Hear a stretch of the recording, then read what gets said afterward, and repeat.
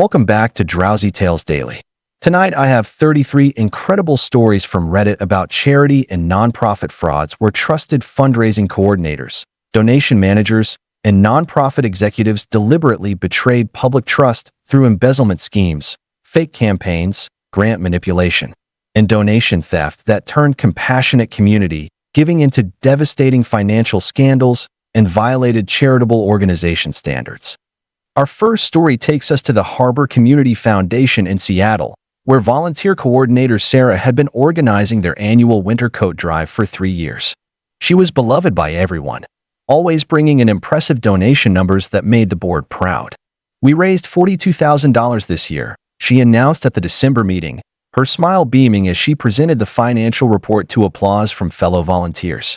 Board members trusted Sarah completely. She handled everything from donor outreach to check collection with meticulous attention to detail. But 3 weeks after the fundraiser ended, shelter directors started calling with concerned questions. "When should we expect the funding you promised?" asked Maria from downtown shelter. "Our clients are still waiting for winter coats and boots."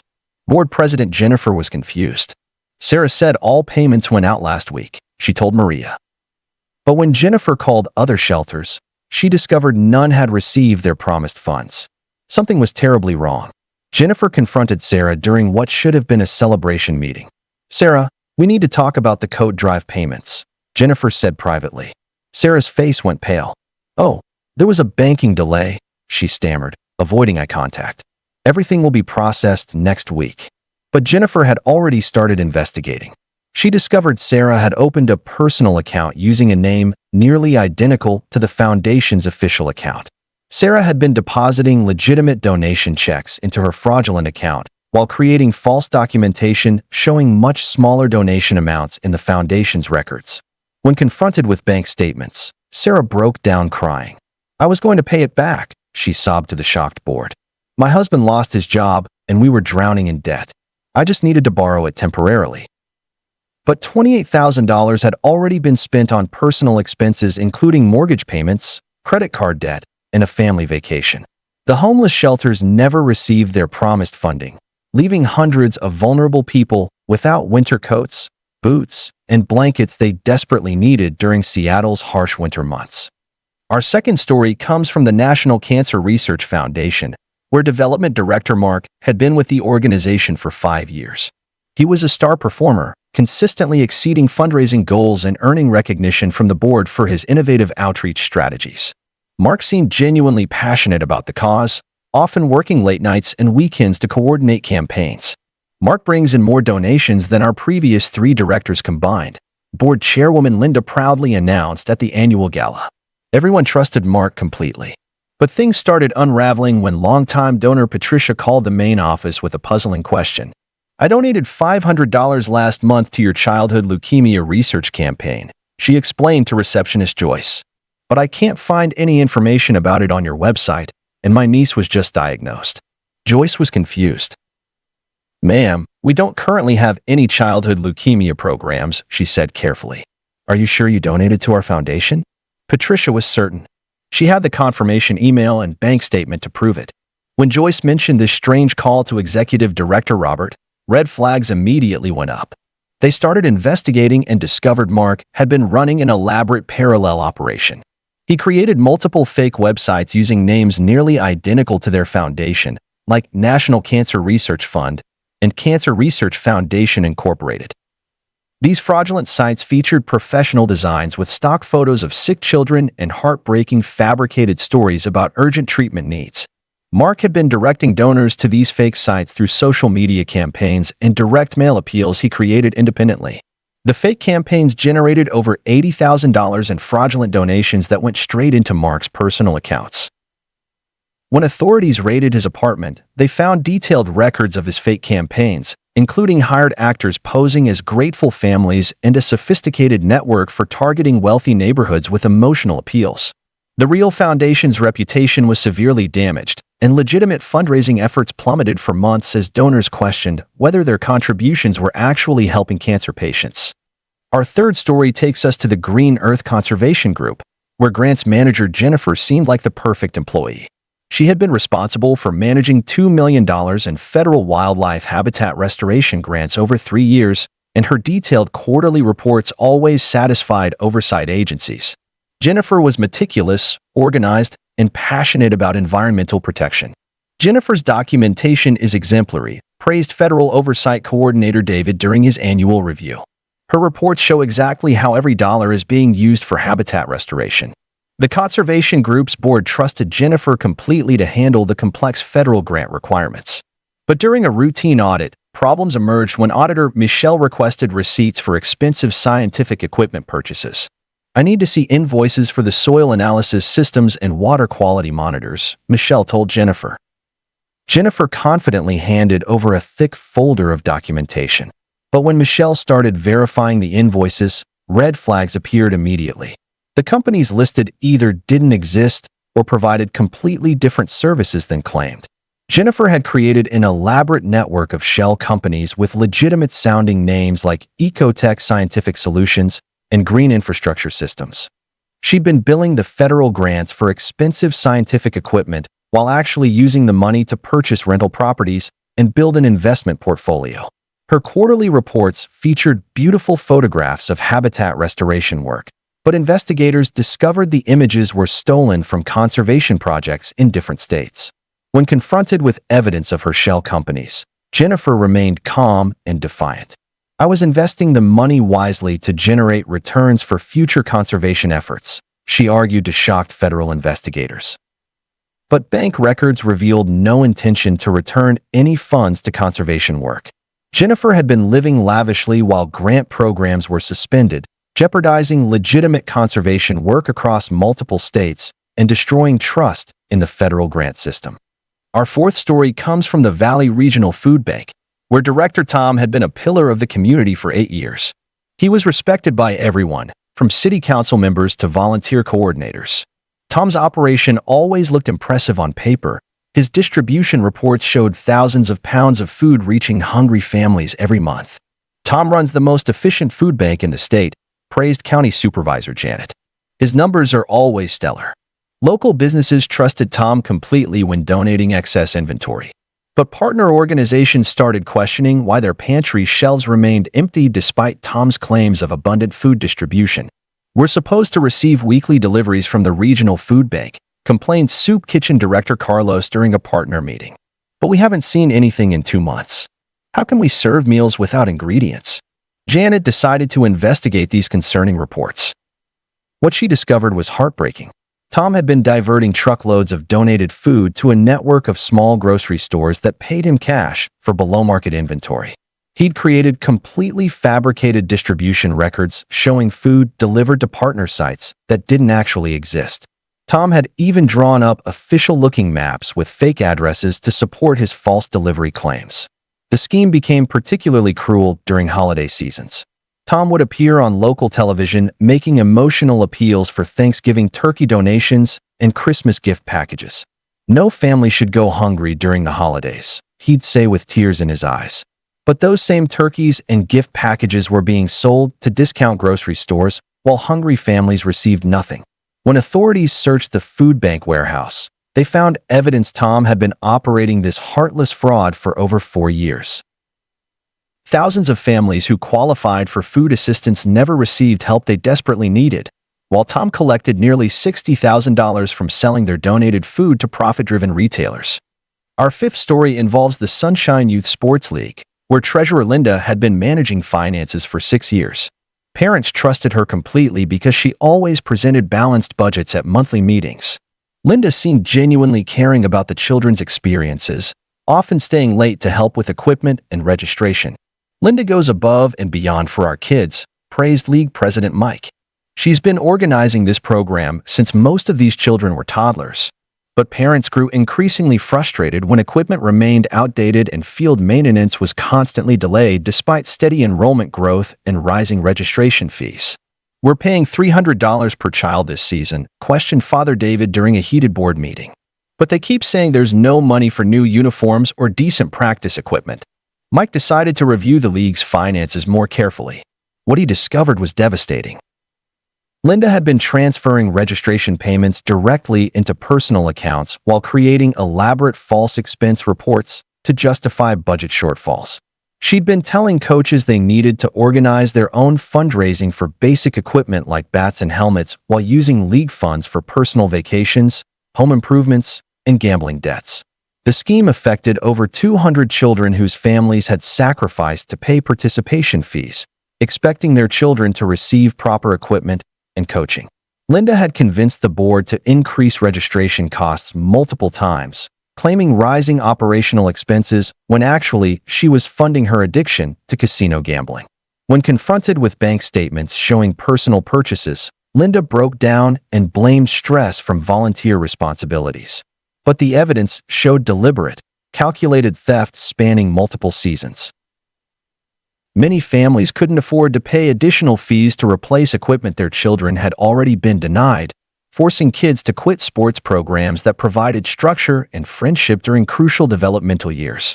Our sixth story takes us to the Riverside Animal Rescue, where adoption coordinator Rachel had been processing pet adoptions for 4 years. She maintained detailed records that satisfied state oversight requirements and seemed genuinely devoted to animal welfare. Rachel often worked weekends and holidays, claiming she wanted to ensure every animal found the perfect forever home. Rachel has found homes for over 800 animals, proudly announced shelter director Patricia. Her dedication is truly inspiring. But volunteers started questioning why adoption rates remained low despite constant community interest and well-attended promotional events. People call every day asking about specific dogs and cats, explained volunteer coordinator Susan to Patricia. But Rachel keeps saying the animals are all unsuitable for adoption or have behavioral issues. Patricia decided to investigate these troubling patterns. What she uncovered was absolutely heartbreaking.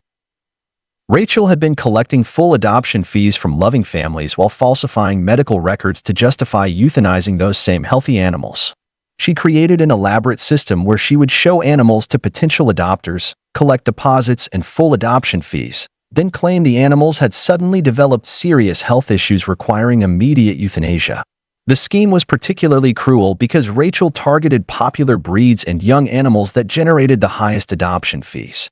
She'd been pocketing adoption money while telling heartbroken families their new pets had died from pre-existing conditions that veterinary records later proved never existed. When authorities investigated her records, they found evidence Rachel had euthanized over 300 healthy animals while stealing nearly $50,000 in adoption fees. The emotional trauma to families who thought they were saving animals from euthanasia was devastating, especially children who had bonded with pets during adoption visits only to be told their new companions had suddenly died. Our seventh story involves the Downtown Hope Shelter, where intake coordinator David had been managing daily operations for 2 years. He consistently reported full capacity and impressive success rates for transitional housing programs. David seemed compassionate and hardworking, often staying late to help clients with paperwork and referrals. David really cares about helping people get back on their feet, praised program director Linda. He connects with clients in ways that make a real difference. But social workers started hearing disturbing complaints from homeless clients about unexpected fees for services that were supposed to be completely free. He told me I had to pay $50 for a bed assignment, explained homeless veteran Michael to his caseworker. But I thought this was a free emergency shelter. The caseworker contacted Linda to clarify the shelter's policies. What emerged was a shocking exploitation of society's most vulnerable population. David had been operating an elaborate fee system, charging desperate individuals for everything from meal access to shower privileges to laundry facilities. He created official-looking fee schedules and convinced clients these charges were necessary for administrative processing and program maintenance, when actually all services were funded by government grants. The scheme targeted people who had no alternatives and were afraid to complain about losing shelter access during dangerous winter weather. David had even been selling personal items donated specifically for shelter clients, including warm clothing, blankets, and hygiene supplies. He convinced volunteers that certain donations were unsuitable and needed disposal, then sold them at local flea markets for personal profit. When authorities investigated his operation, they found evidence David had been exploiting homeless individuals for over 18 months. stealing thousands of dollars while denying vulnerable people basic human dignity and the services they were legally entitled to receive. Our eighth story comes from the Regional Emergency Response Network, where Field Coordinator Michelle had been managing disaster relief operations for 5 years. She consistently received praise for rapid deployment and efficient resource distribution during natural disasters. Michelle seemed tireless in her dedication, often working around the clock during emergencies. Michelle's coordination saves lives, declared Emergency Management Director Robert. She gets resources to affected communities faster than anyone else in the region. But communities affected by recent flooding started questioning why promised emergency supplies never arrived despite Michelle's detailed reports of successful deliveries. She said we'd receive water, food, and emergency blankets by Tuesday, reported local emergency manager Carlos. But our volunteers are still waiting and families are suffering without basic necessities. Robert decided to investigate these troubling discrepancies. What he discovered was unconscionable. Michelle had been intercepting emergency supply shipments and selling critical resources to retailers who would resell them at inflated prices during active disasters. She'd created false delivery confirmations and staged photographs showing supplies being distributed to grateful families, when actually those supplies were being loaded onto trucks heading to commercial buyers who profited from human misery. The scheme was particularly evil because it targeted communities during their most desperate moments when clean water and food were literally life or death necessities.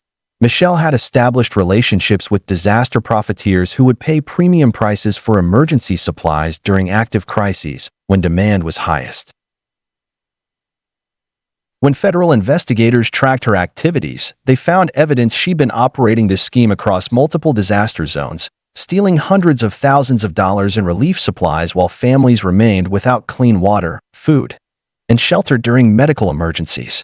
Her actions directly endangered lives and prolonged community suffering during natural disasters. Our ninth story involves the Academic Achievement Foundation, where Scholarship Selection Committee Chair Robert had been overseeing their program for 7 years. He consistently awarded funds to deserving students with compelling personal stories and impressive academic achievements. Robert seemed genuinely invested in helping young people achieve their educational dreams. Robert has helped over 200 students attend college, praised Foundation Director Margaret. His selection process is thorough and fair. But high school guidance counselors started questioning why some scholarship recipients couldn't be located for recognition ceremonies and media interviews. "We can't find any student by that name in our records," explained guidance counselor Janet when trying to arrange a presentation. "The address doesn't exist and no teachers remember this student." Margaret decided to investigate these puzzling inconsistencies. What she uncovered was elaborate educational fraud. Robert had been creating entirely fictional student applications complete with fabricated transcripts, recommendation letters, and personal essays designed to tug at heartstrings. He'd established bank accounts using these fake identities and was depositing scholarship funds meant for legitimate students pursuing higher education. The scheme involved over $30,000 in stolen educational funding that should have helped real students afford college tuition and living expenses. Robert had become sophisticated in his fraud, creating fake social media profiles for his fictional students and staging graduation photographs using stock images downloaded from the internet. He'd been attending scholarship awards ceremonies and accepting checks on behalf of students who never existed while real applicants were denied funding. When authorities investigated his files, they found detailed records Robert maintained on his fictional students, including manufactured family backgrounds, medical challenges, and educational achievements that never occurred. Genuine students lost opportunities for financial assistance that could have changed their entire life trajectories. Our 10th story takes us to the Global Medical Missions Network, where pharmaceutical supply coordinator Patricia had been managing medication donations for 4 years. She always ensured mission trips had adequate medical supplies for treating patients in underserved communities around the world. Patricia seemed deeply committed to the organization's humanitarian mission. "Patricia's supply management has enabled us to help thousands of patients," praised Mission Director Dr. James. "Her attention to detail ensures we never run short of critical medications." But mission doctors started reporting unusually high rates of treatment failures and unexpected medication side effects among patients in multiple countries. "These antibiotics aren't working like they should," reported mission physician Dr. Sarah after returning from Central America. Some patients are having adverse reactions to medications that should be completely safe. Dr. James ordered an investigation into their pharmaceutical supply chain. What they discovered was medical negligence on a massive scale. Patricia had been replacing new medications with expired drugs from hospital disposals while selling the fresh pharmaceuticals to private clinics at discount prices. She'd been carefully removing expiration date labels and replacing them with current dates to hide the dangerous substitution. The scheme put vulnerable patients at serious risk, as expired medications could be ineffective or cause dangerous side effects in people who couldn't access alternative medical care. Patricia had established relationships with clinic managers willing to purchase black market pharmaceuticals without questioning their source or safety. She'd even been diluting expensive medications like insulin and cancer treatments, selling the concentrated portions while sending dangerously diluted versions to mission sites where patients' lives depended on proper dosages. When federal investigators tracked her operation, they found evidence Patricia had been endangering patients across multiple countries while stealing medical supplies worth over $100,000. The missions had to suspend operations in several regions while rebuilding trust with international health partners who questioned their medical supply integrity. Our 11th story involves the Veterans Support Network, where benefits coordinator Gary had been helping veterans navigate disability claims for 6 years. He consistently achieved high approval rates for complex cases and seemed genuinely dedicated to serving those who served our country. Gary often worked evenings and weekends to help veterans with paperwork. Gary has helped hundreds of veterans get the benefits they earned, praised VFW chapter President William. His knowledge of the system is incredible. But veterans started receiving confusing tax documents for disability benefits they never applied for or received. The IRS says I received $12,000 in disability compensation last year, explained confused veteran Thomas to the chapter treasurer. But I never got any payments and didn't know I was eligible for anything. William decided to investigate these strange tax discrepancies. What he uncovered was betrayal of the highest order. Gary had been using his access to veterans' personal information to file fraudulent benefit claims without their knowledge or consent. He'd been intercepting compensation payments by providing his own banking information while veterans remained completely unaware of benefits they were legally entitled to receive. The scheme exploited veterans' trust and their need for assistance navigating complex bureaucratic processes designed to help them recover from service-related injuries and trauma. Gary had been targeting elderly veterans who were less likely to question official correspondence or notice discrepancies in their benefit status. He'd even been submitting fake medical evidence to support fraudulent claims, forging doctors' signatures, and creating false medical records claiming service-related disabilities that never existed.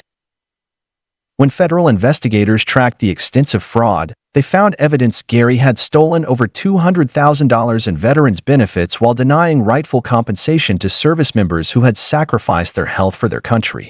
Multiple veterans lost benefits they desperately needed for medical care, housing assistance, and basic living expenses during their golden years. Our 12th story comes from the Children's Medical Foundation, where donor relations manager Lisa had been managing corporate partnerships for 5 years. She consistently secured major sponsorships that funded patient programs and life-saving medical equipment. Lisa seemed passionate about helping sick children and their families. Lisa has brought in over $2 million in corporate sponsorships, announced Foundation President Dr. Patricia. Her relationships with business leaders make our programs possible. But corporate partners started questioning why their sponsored programs weren't being implemented despite completed contracts and substantial payments. "We paid $50,000 to sponsor the new pediatric cancer wing," inquired Corporation Community Relations Director Michael. "But there's no recognition signage, and we can't find evidence the project exists." Dr. Patricia launched an immediate investigation into these concerning reports. What she discovered was massive corporate fraud. Lisa had been creating false sponsorship agreements with legitimate companies while intercepting their payments into personal accounts she'd established using names similar to the Foundation's official banking information. She'd been forging corporate signatures and using company letterheads to create convincing documentation for Foundation records while companies thought they were supporting critically ill children. The scheme involved multiple major corporations who believed they were funding hospital equipment, family support programs, and medical research while actually financing Lisa's lavish personal lifestyle, including luxury cars and expensive vacations. She'd been producing fake progress reports and staged photographs showing sponsored programs that never existed, using stock photos of happy children in hospital settings. Lisa had even been selling sponsorship opportunities to competing companies for identical programs, collecting multiple payments for single projects that were never implemented. When authorities investigated her elaborate operation, they found evidence she'd been running this scheme for 3 years, stealing over $400,000 in corporate donations meant to help children fighting life-threatening illnesses. The foundation lost credibility with major donors and had to cancel several critical patient programs due to funding shortfalls that left families without essential support services. Our 13th story involves the Community Literacy Alliance, where volunteer coordinator Karen had been recruiting and training reading tutors for 4 years. She consistently maintained high volunteer enrollment and received positive feedback from both tutors and students. Karen seemed genuinely committed to improving literacy rates in underserved communities. Karen's volunteer program has helped over 300 adults learn to read, praised program director Elizabeth. Her training methods are incredibly effective, but volunteers started comparing notes about their training expenses and questioning the quality of materials they receive for their significant financial investment.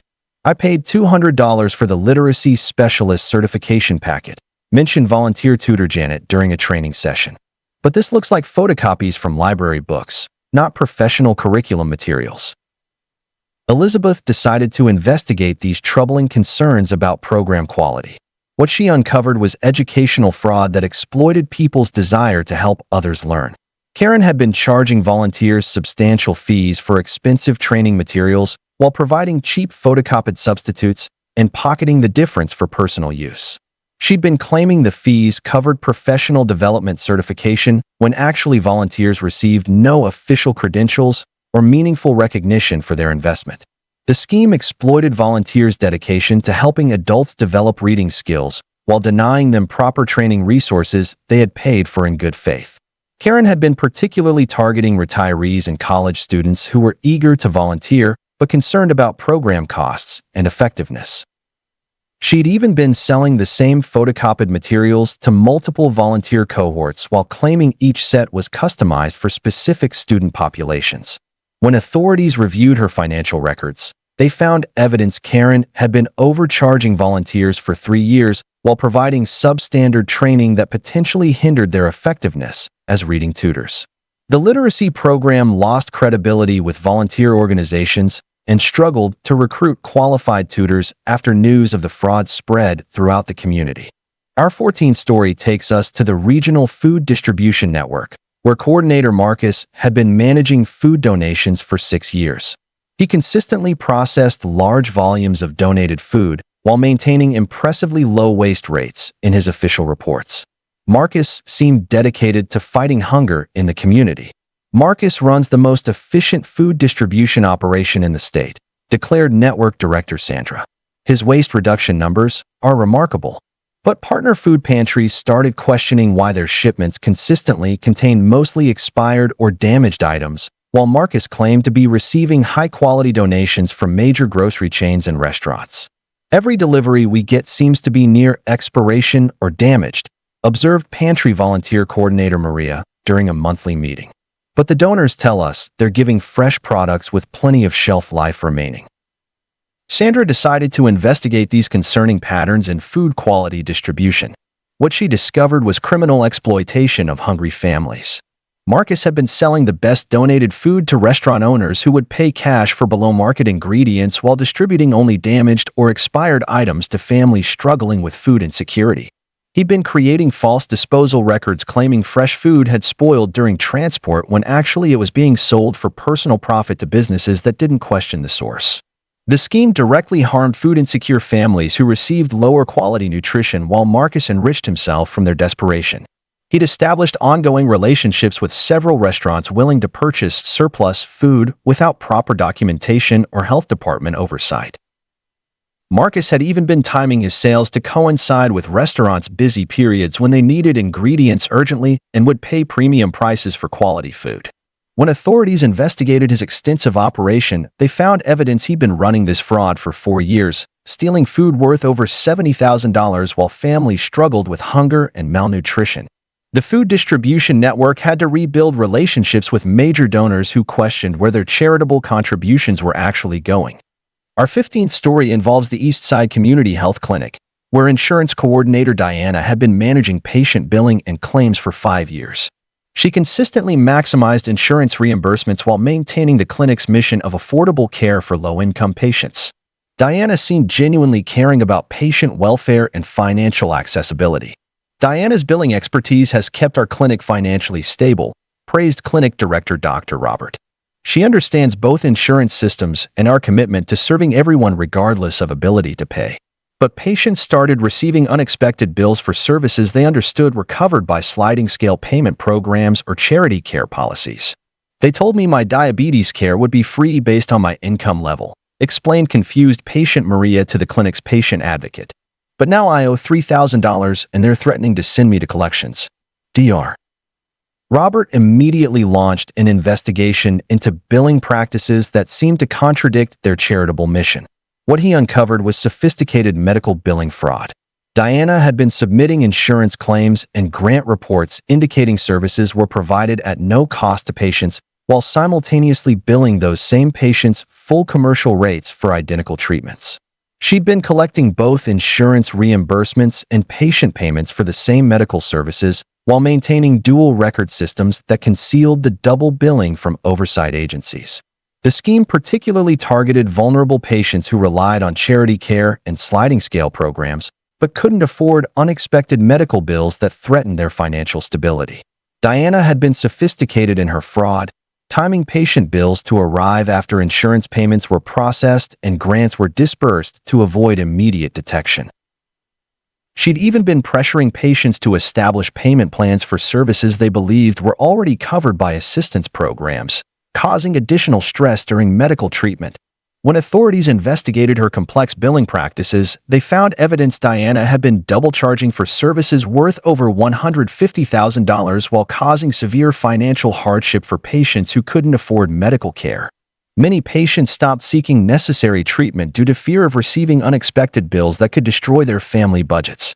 Our 16th story comes from the Youth Development Foundation, where program coordinator Jennifer had been connecting struggling students with academic support services for 4 years. She consistently helped students find appropriate tutoring and educational assistance resources. Jennifer seemed genuinely invested in student success and educational equity. Jennifer has helped hundreds of students improve their grades and stay in school, praised Foundation Director Michael. Her knowledge of available resources is comprehensive. But teachers started questioning why qualified students weren't being referred to free tutoring programs despite meeting all eligibility requirements and demonstrating clear academic need. We have students who qualify for free math tutoring through the foundation, mentioned teacher Susan during a faculty meeting. But Jennifer keeps saying the programs are full or not suitable for their specific needs. Michael decided to investigate these puzzling referral patterns that seemed to contradict their mission of educational support. What he discovered was educational corruption that exploited families' desperation to help their children succeed academically. Jennifer had been receiving substantial kickbacks from private tutoring companies in exchange for steering foundation-eligible students toward expensive paid services instead of free programs they qualified for. She'd been telling students and families that foundation programs had lengthy waiting lists or weren't appropriate for their specific learning challenges while actively promoting private companies that charged significant fees for similar services. The scheme exploited families' deep concerns about their children's academic success while denying them access to free educational support they were entitled to receive. Jennifer had been particularly targeting families who could barely afford private tutoring but were desperate to help their children succeed in school and avoid academic failure. She'd even been providing deliberately false information about program availability and effectiveness while maintaining profitable relationships with multiple tutoring companies that paid her substantial referral fees for each student enrollment. When authorities investigated her referral activities, they found evidence Jennifer had been steering students away from free services for 2 years while collecting over $20,000 in kickbacks from companies that overcharged vulnerable families. Students lost access to educational support that could have changed their academic trajectories and future opportunities. Our 17th story involves the Golden Years Senior Services, where meal coordinator Robert had been organizing home-delivered meals for elderly residents for 6 years. He consistently served hundreds of seniors who relied on nutrition assistance to remain independent in their homes. Robert seemed compassionate and reliable in serving the elderly community. Robert's meal program has enabled dozens of seniors to age in place safely, praised Senior Services Director Linda. His dedication to our elderly residents is remarkable. But clients started receiving unexpected bills for meal delivery services they believed were covered by government nutrition programs designed for seniors on fixed incomes. "I'm on Social Security and can't afford these charges," explained elderly client Dorothy to her concerned daughter. "But they told me meals were free through the Medicare nutrition program." Linda immediately investigated these troubling billing practices that contradicted federal nutrition program guidelines. What she uncovered was elder financial abuse on a massive scale. Robert had been collecting both government reimbursements for meals and additional charges from elderly clients for identical food delivery services covered by federal programs. He'd been telling confused clients that delivery fees and service charges were separate from meal costs while actually billing the complete service to nutrition programs that already covered all related expenses. The scheme particularly exploited elderly residents who were confused about benefit programs and afraid to question authority figures they depended on for daily nutrition. Robert had been targeting clients with memory issues or limited family support who were less likely to report billing discrepancies to family members or oversight agencies. He'd even been threatening to discontinue essential meal services for clients who questioned unexpected charges, knowing they depended on delivered food for basic nutrition and had no alternative options. When authorities investigated his billing practices, they found evidence Robert had been double charging for services worth over $80,000 while putting elderly residents at risk of malnutrition if they couldn't afford fees that consumed their limited fixed incomes. Many seniors went without proper nutrition rather than pay charges that forced them to choose between food and prescription medications. Our 18th story takes us to the Bright Futures Youth Mentoring Program, where coordinator Michelle had been matching young people with adult mentors for 5 years. She consistently maintained high participation rates and positive outcome measurements for at-risk youth. Michelle seemed genuinely caring about helping children develop positive relationships with responsible adults. Michelle's mentoring program has helped over 200 young people stay in school and avoid risky behaviors, announced Program Director James. Her matching process creates lasting relationships that change lives. But families started questioning why they were being charged substantial fees for volunteer mentoring services they understood were free community programs funded by grants and donations. "They're asking for $200 per month for my daughter's mentor," explained confused single mother Patricia during a school counselor meeting. "But I thought this was a volunteer program that helped families who couldn't afford private counseling." James immediately investigated these unexpected fee structures that contradicted their mission of serving vulnerable youth regardless of family income. What he discovered was exploitation of both desperate families and well-meaning volunteers. Michelle had been charging families substantial monthly fees for mentoring services while recruiting volunteer mentors who donated their time expecting to serve youth at no cost to struggling families. She'd been creating false billing structures claiming fees covered program administration and mentor training when actually volunteers received no compensation and minimal organizational support. The scheme exploited families seeking positive role models for their children and volunteers wanting to make meaningful community impact through service. Michelle had been particularly targeting single parents and families facing economic challenges who were desperate for positive adult influences in their children's lives but couldn't afford professional counseling or youth programs. She'd even been threatening to terminate established mentoring relationships for families who questioned fees, knowing children had formed important emotional bonds with their mentors that provided stability and guidance. When authorities investigated her program operations, they found evidence Michelle had been overcharging families for 3 years while collecting over $60,000 for services that should have been completely free. Many children lost mentoring relationships they needed for guidance, emotional support, and positive adult connections during critical developmental periods. Our 19th story involves the Safe Haven Domestic Violence Center, where counselor Patricia had been providing therapy services to survivors for 4 years. She consistently helped clients process trauma and develop safety plans for rebuilding their lives after escaping abusive relationships. Patricia seemed deeply committed to supporting women and children recovering from domestic violence.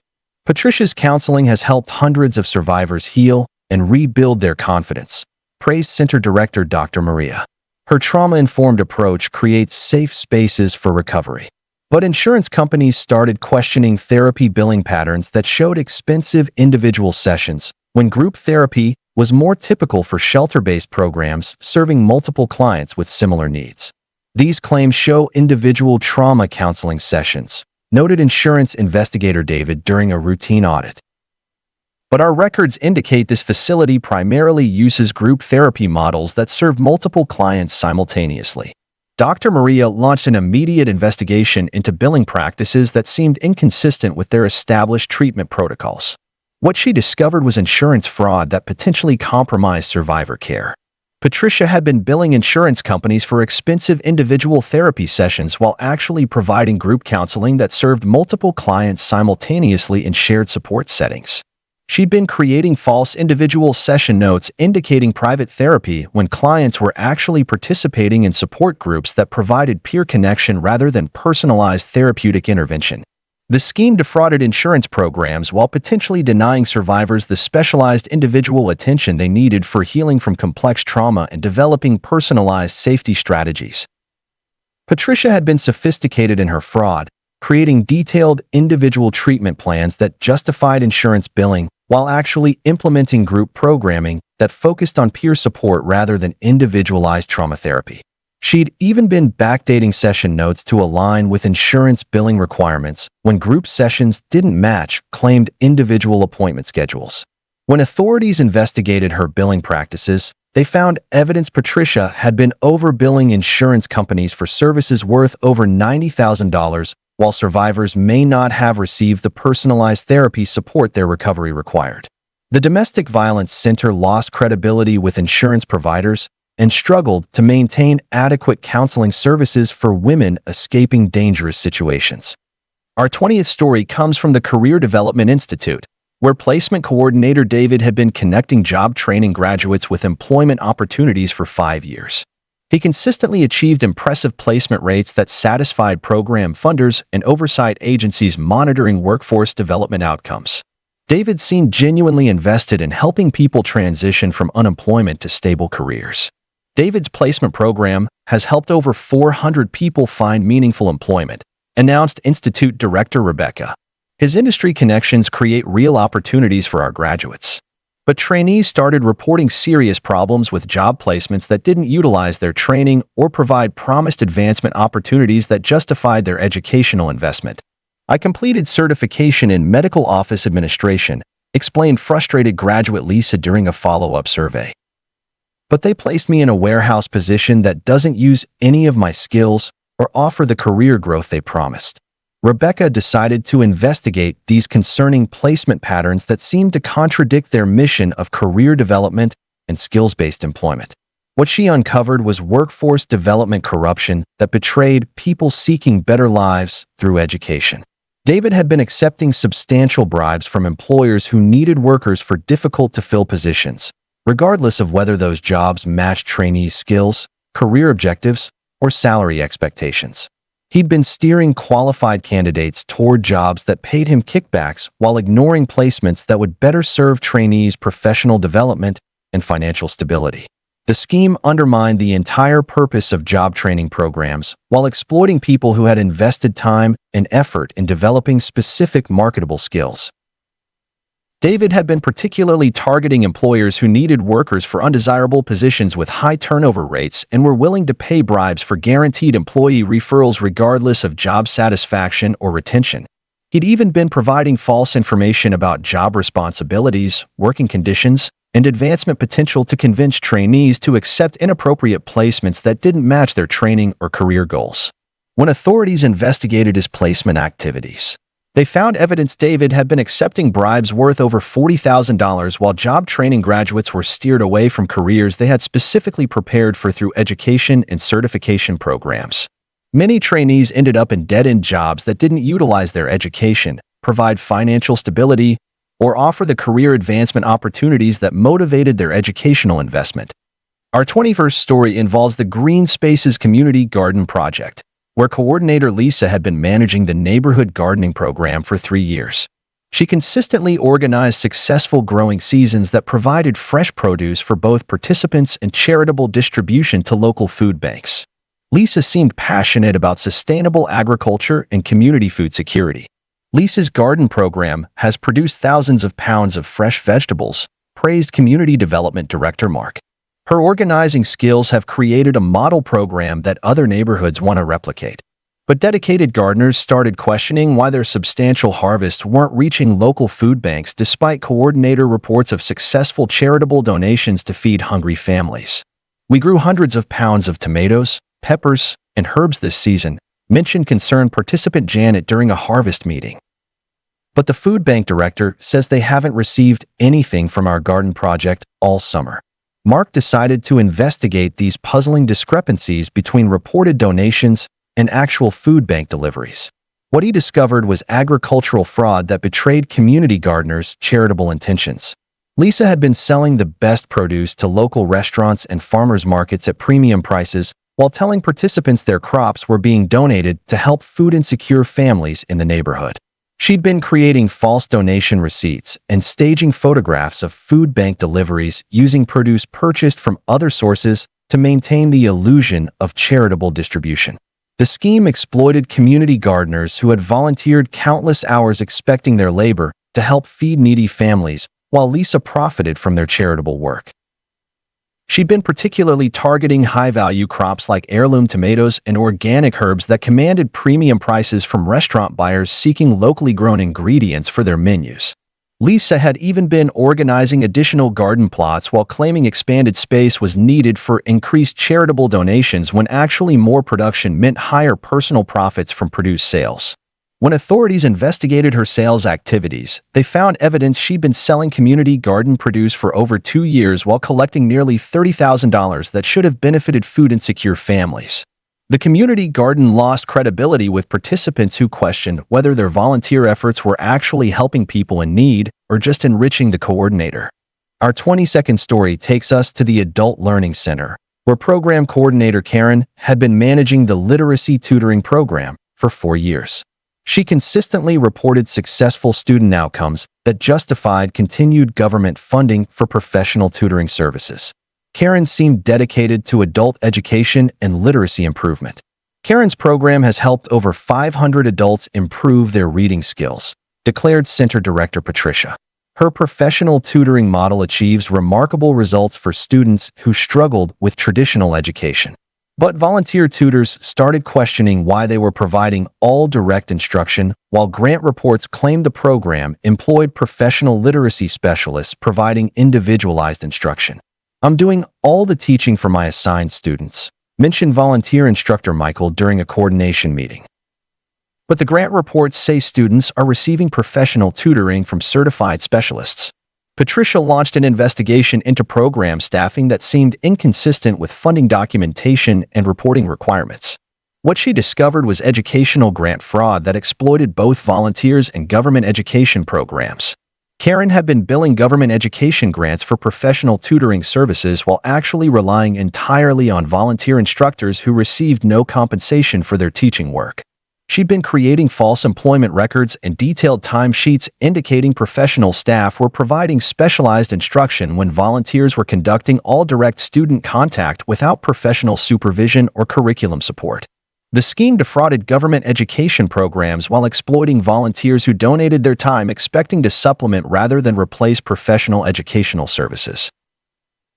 Karen had been sophisticated in her fraud, creating detailed lesson plans and progress reports that supported claims of professional instruction while volunteers provided all actual teaching without adequate training or educational resources. She'd even been conducting fake interviews and maintaining complete personnel files for professional tutors who never existed or provided any services to students. When authorities investigated her program operations, they found evidence Karen had been billing for professional services worth over $120,000 while volunteers provided all instruction without compensation, professional development, or adequate support materials.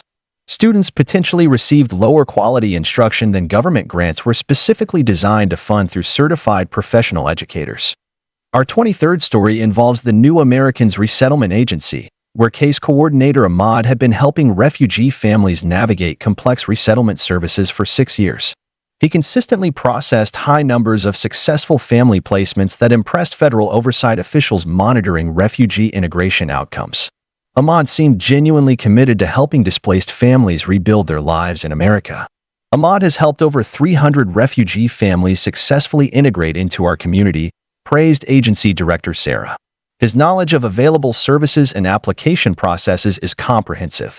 But community advocates started hearing disturbing complaints from refugee families about unexpected fees for services they understood were fully funded by government programs and supposed to be provided at no cost.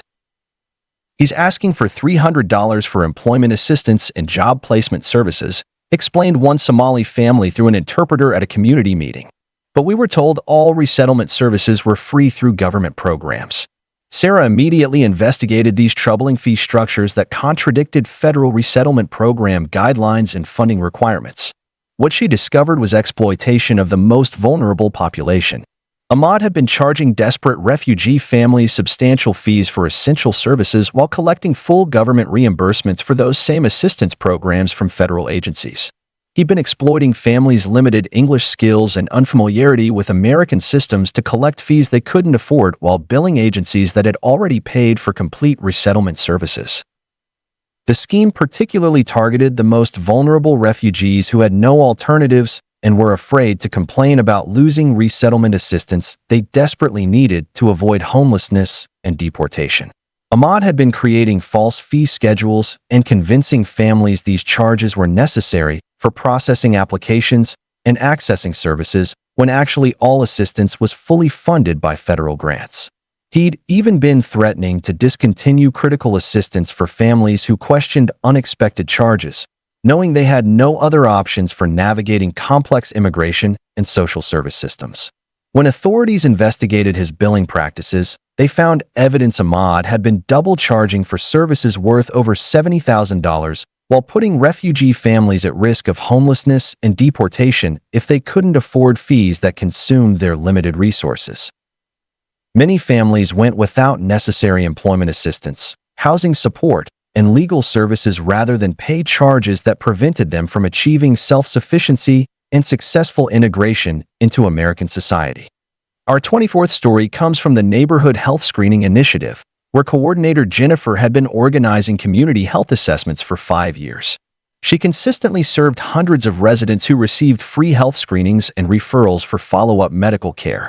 Jennifer seemed passionate about preventive health care and community wellness. Jennifer's screening program has identified serious health conditions in dozens of residents, announced Public Health Director Dr. Michael. Her community outreach brings essential health care services to underserved neighborhoods. But insurance companies started questioning billing patterns that showed extensive health evaluations when community screening programs typically provided only basic assessments like blood pressure and weight measurements. These insurance claims indicate comprehensive physical examinations, including laboratory work, noted insurance investigator Susan during a billing review. But community health fairs usually offer simple screenings that require minimal time and basic equipment. Dr. Michael launched an immediate investigation into billing practices that seemed inconsistent with typical community health screening protocols and capabilities. What he discovered was healthcare billing fraud that deceived both insurance companies and community participants. Jennifer had been billing insurance companies for extensive health assessments, including laboratory work and specialist consultations, while actually providing only basic blood pressure and weight measurements that required minimal time or medical expertise. She'd been creating false medical records indicating comprehensive evaluations when participants received simple screenings that identified only the most basic health indicators like blood pressure readings. The scheme defrauded insurance programs while potentially giving participants false confidence about their health status based on very limited assessment that couldn't detect serious medical conditions. Jennifer had been sophisticated in her fraud, creating detailed health assessment forms that justified expensive insurance billing while actually implementing basic screening protocols that provided minimal health information to participants. She'd even been obtaining participants' insurance information under the pretense of ensuring appropriate follow-up care, when actually she was planning to submit fraudulent claims for services never provided. When authorities investigated her billing practices, they found evidence Jennifer had been overbilling insurance companies for services worth over $110,000 while participants may not have received the comprehensive health assessments their insurance was charged for. Many participants believed they had received thorough health evaluations when they actually needed additional medical attention to identify serious conditions that basic screenings couldn't detect. Our 25th story involves the Youth Hockey Development League, where equipment manager Marcus had been maintaining inventory for 4 years. He consistently managed equipment that supported team practices and games for hundreds of young athletes from diverse economic backgrounds. Marcus seemed dedicated to making hockey accessible regardless of family income.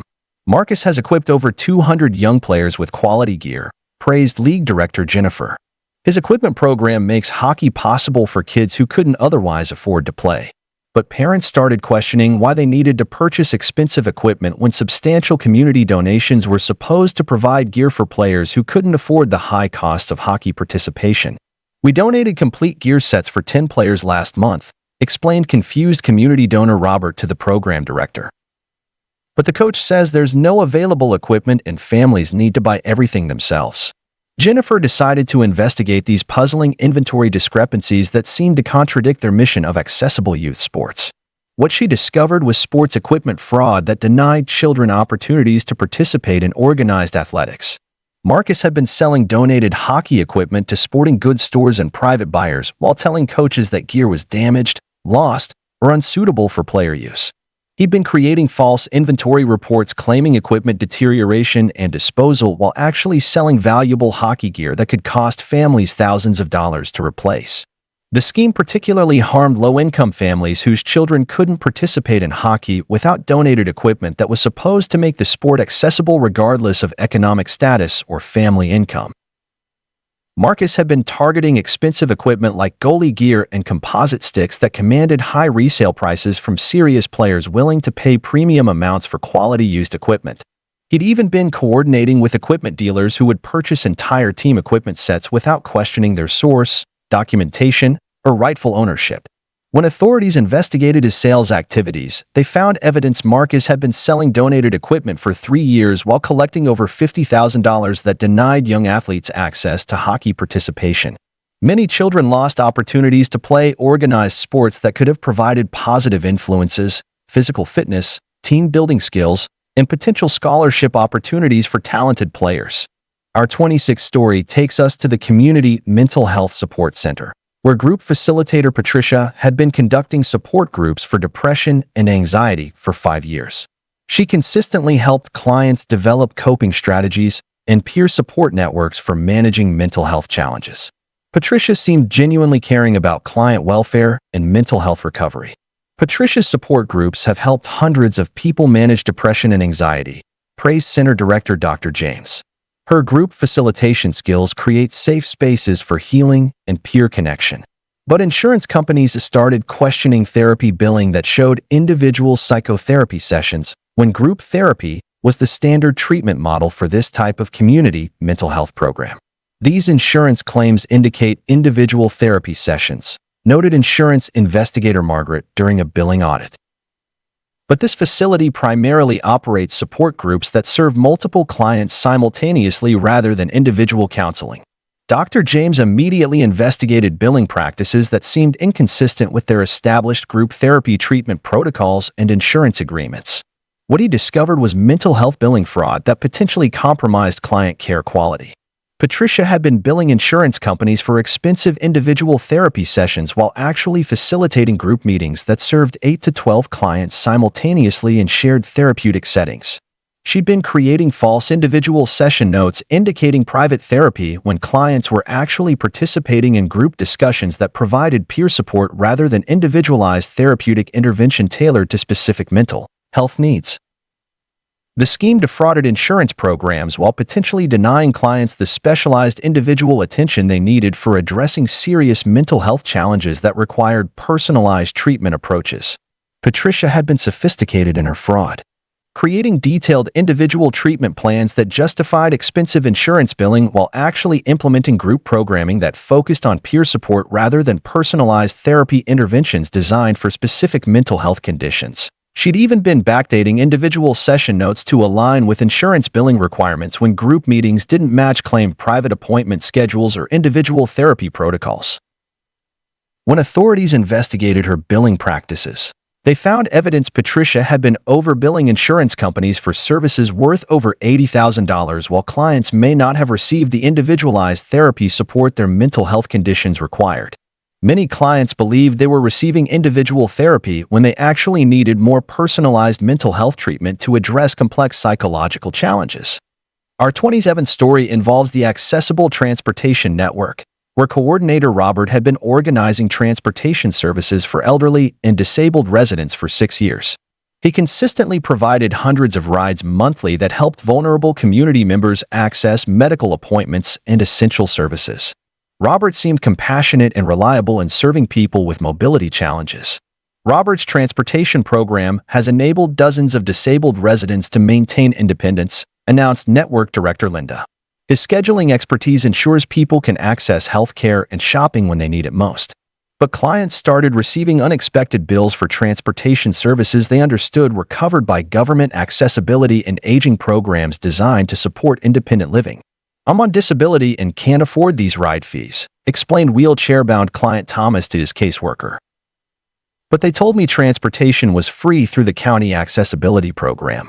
Linda immediately investigated these troubling billing practices that contradicted federal accessibility program guidelines and funding requirements. What she discovered was disability services fraud that exploited society's most vulnerable population. Robert had been collecting both government grant reimbursements for transportation services and additional charges from vulnerable clients for identical rides covered by federal accessibility programs. He'd been telling clients that gas surcharges and scheduling fees were separate from transportation costs while actually billing the complete service to government programs that already covered all related expenses including fuel and administrative costs. The scheme exploited elderly and disabled residents who had limited transportation alternatives and couldn't afford unexpected charges for rides they needed to access essential medical care and basic necessities. Robert had been targeting clients with cognitive impairments or limited family support who were less likely to question billing discrepancies or report problems to family members or oversight agencies. He'd even been threatening to discontinue essential transportation services for clients who questioned unexpected charges, knowing they had no other options for reaching medical appointments, grocery shopping, or accessing social services they needed for independent living. When authorities investigated his billing practices, they found evidence Robert had been double charging for services worth over $60,000 while putting vulnerable residents at risk of losing access to essential services if they couldn't afford fees that consumed their limited disability or Social Security income. Many clients went without necessary medical care rather than pay charges that forced them to choose between transportation and basic necessities like food and prescription medications. Our 28th story comes from the Fitness for All Foundation, where program coordinator Jessica had been organizing free exercise classes for low-income families for 4 years. She consistently maintained high attendance and positive health outcomes for participants who couldn't afford gym memberships. Jessica seemed genuinely passionate about health equity and community wellness. Jessica's programs have helped over 400 families improve their fitness, announced Foundation Director Mark.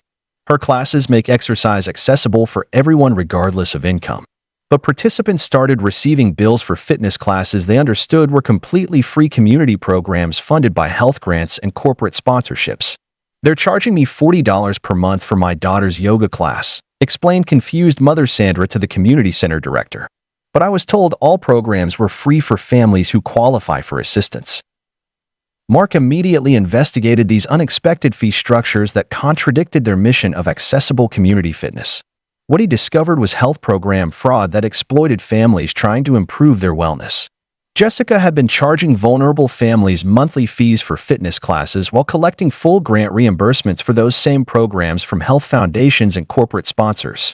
She'd been telling families that equipment fees and facility charges were separate costs while billing sponsors who had already covered all program expenses including instructor wages and equipment rental. The scheme particularly targeted single mothers and elderly residents on fixed incomes who desperately wanted fitness opportunities but couldn't afford commercial gym memberships. Jessica had been creating false expense reports and maintaining dual financial records to conceal her double billing from oversight agencies and foundation auditors.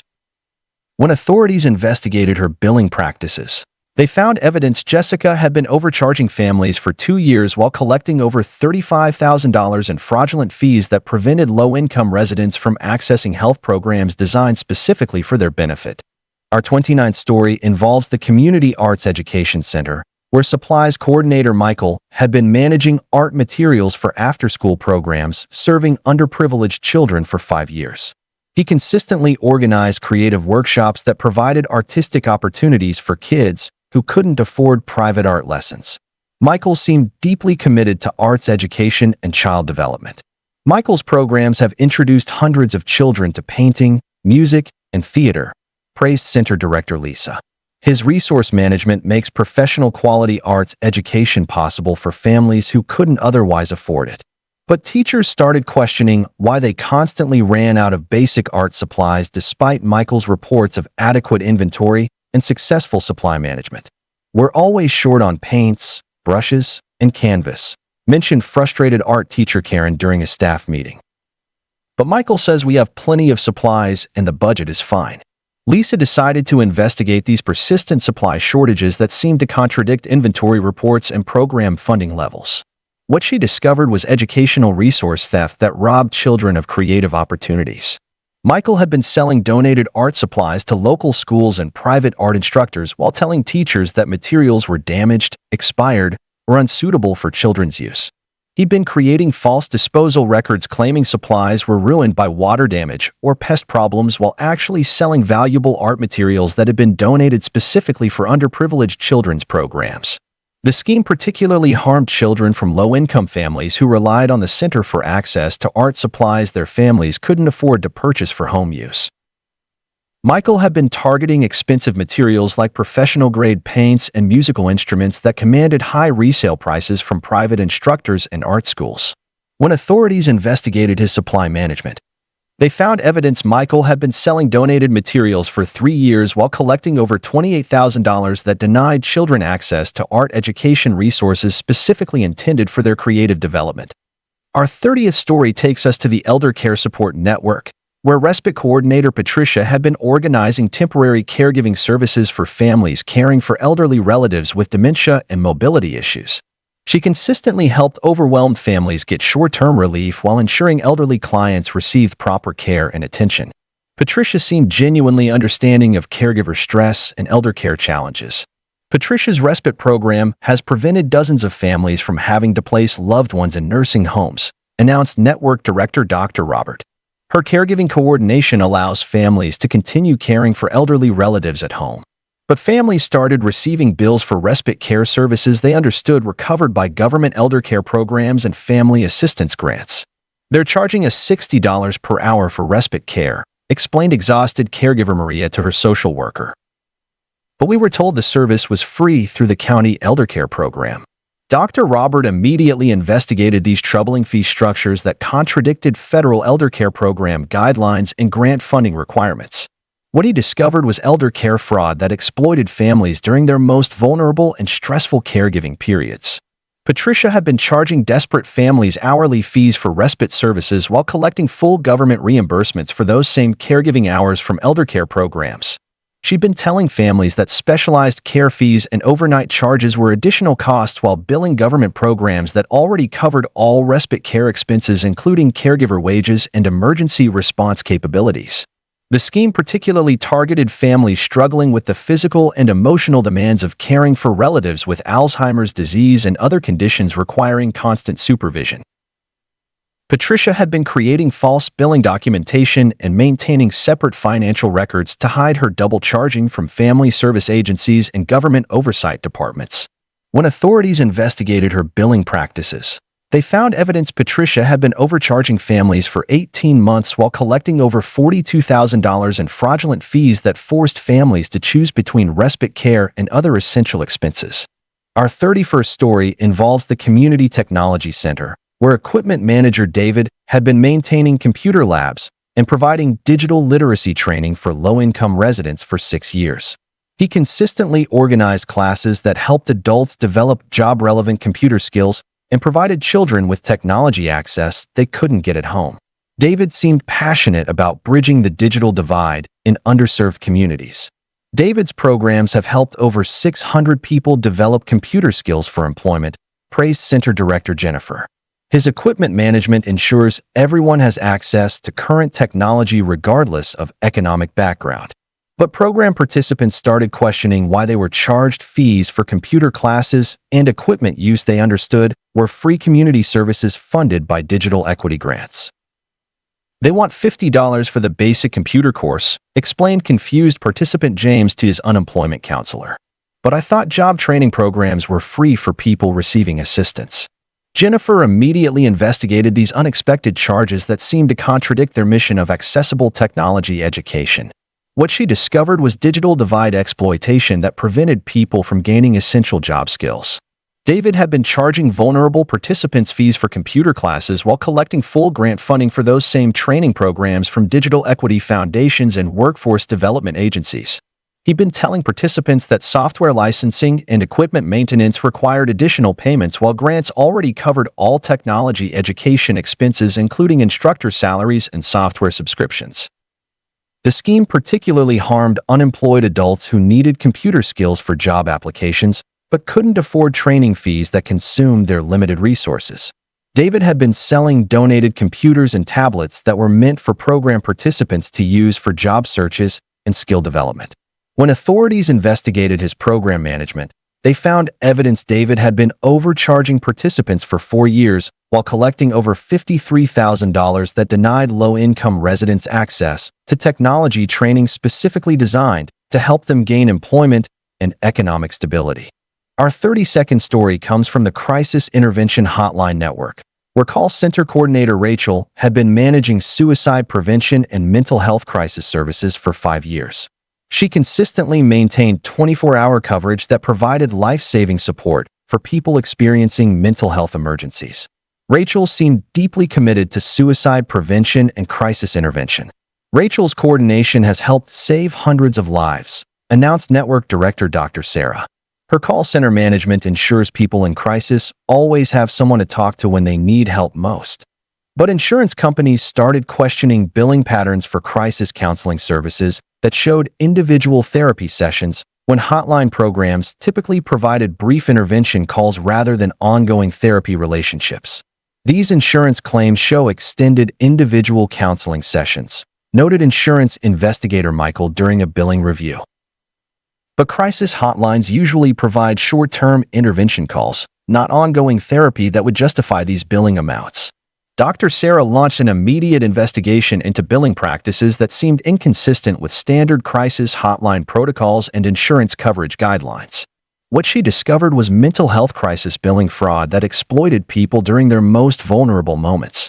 Rachel had been billing insurance companies for extensive individual therapy sessions while actually providing brief crisis intervention calls that lasted only minutes rather than full therapeutic hours. She'd been creating false session documentation indicating ongoing therapy relationships when callers received standard crisis support designed to provide immediate safety rather than long-term treatment. The scheme defrauded insurance programs while potentially misrepresenting the type of mental health support people in crisis were actually receiving during emergency situations. Rachel had been sophisticated in her fraud, obtaining insurance information from vulnerable callers under the pretense of ensuring follow-up care, when actually she planned to submit fraudulent claims for services that didn't match crisis hotline intervention models. When authorities investigated her billing practices, they found evidence Rachel had been overbilling insurance companies for services worth over $75,000, while people in mental health crisis may not have received the comprehensive support their insurance was charged for during life-threatening situations. Our 33rd story brings us to the Neighborhood Renewal Foundation, where Community Development Coordinator Angela had been managing multiple revitalization programs for 7 years. She seemed like the perfect nonprofit leader, overseeing everything from housing assistance to job training with apparent dedication and impressive results. Angela has transformed our entire neighborhood, praised City Council member Patricia during the annual community celebration. Her programs have helped thousands of families and brought in over $800,000 in development funding. But residents started comparing their experiences across different programs and discovered troubling inconsistencies in services, fees, and program availability. Housing assistance clients were paying application fees for free services, job training participants were charged for classes covered by grants, and families were billed for childcare that should have been included in family support programs. When investigators examined all programs simultaneously, they uncovered the most comprehensive nonprofit fraud scheme in the city's history. Angela had been operating fraudulent revenue streams across every single program, while maintaining an elaborate facade of community development success. She'd been embezzling from housing programs, charging families for free services, billing grants for fictional programs, selling donated household goods, and creating fake success stories to justify continued funding for programs that barely existed. The investigation revealed Angela had stolen over $600,000 across 12 different community programs, while thousands of vulnerable residents were systematically denied services they desperately needed for housing stability, employment, and family support. When federal authorities arrested Angela during a community awards ceremony where she was receiving recognition for her supposed dedication to neighborhood revitalization, shocked residents couldn't believe the woman they'd trusted with their hopes for community improvement had been deliberately exploiting every family she was supposed to help while destroying their chances for economic advancement and housing security. Thank you for joining me tonight on Drowsy Tales Daily, and may these stories guide you into peaceful sleep with renewed awareness of the importance of charitable accountability and protecting vulnerable communities from those who would exploit their trust. Sweet dreams. And I'll see you tomorrow night for another collection of fascinating Reddit stories designed to help you drift off to sleep.